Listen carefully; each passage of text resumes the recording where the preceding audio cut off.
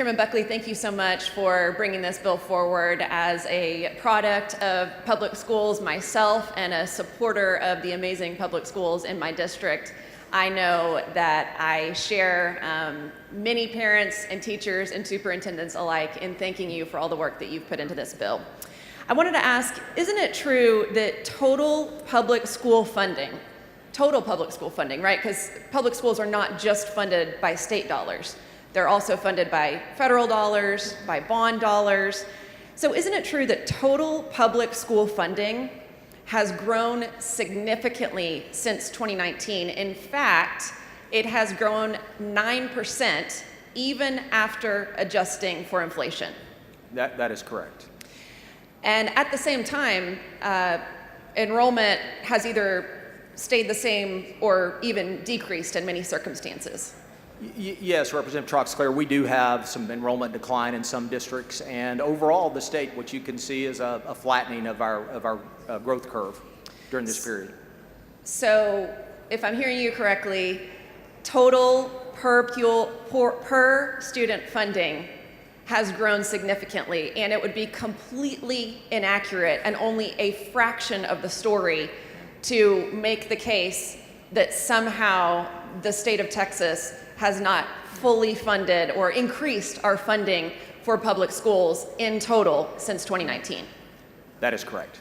Okay, thank you so much. I wanted to ask about this financial safety nets that guarantees that schools receive 95% of their funding from the prior year if they experience decline in enrollment.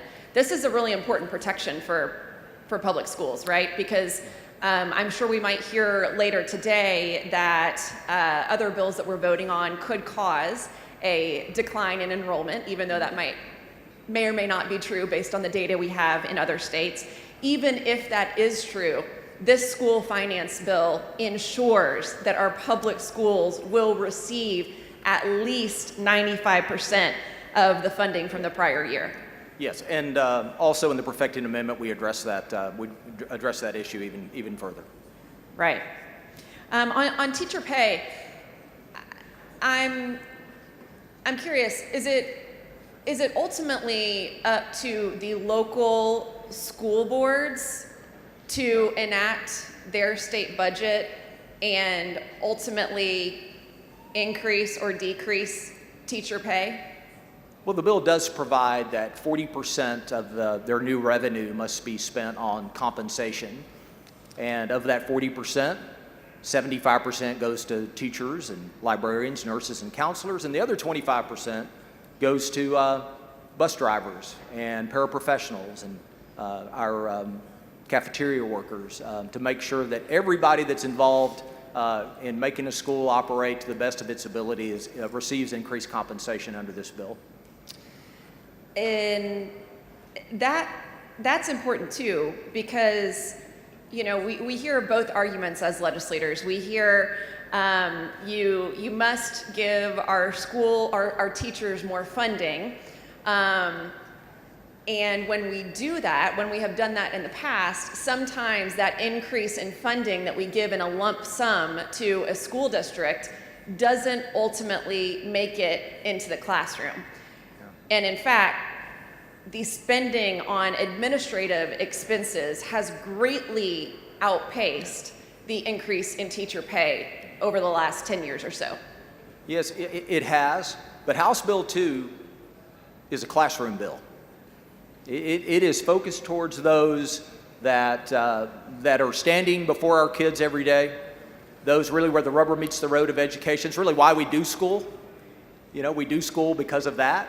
And this bill is drafted with that intent to drive more money to the classrooms, especially make sure that our great teachers receive teacher pay raise. So that is a safeguard that the state is really stepping up in a big way to support our teachers and to make sure that the money allocated in this bill gets directly to them and doesn't get lost somewhere along the way.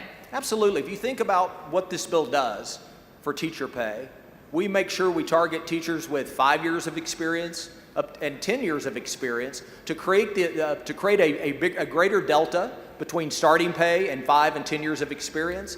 You know, many of you here own your own business, or you work in a industry or some sort of occupation, and we know that experienced members of your team typically make a greater compensation.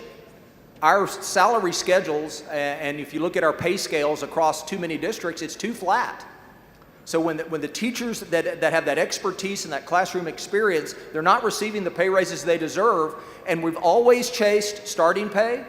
This bill, for the first time, targets that to the center of the pay scale. Make sure we get our best paid teachers with the experience level that we know gets the results. And to that, it increases funding and expands teacher incentive allotment. That is the pathway for more of our best teachers, those that get measurable outcomes. It's their pathway to earn 6 figures. And you can see that across the state, members, where we have now. The gentleman's time has expired.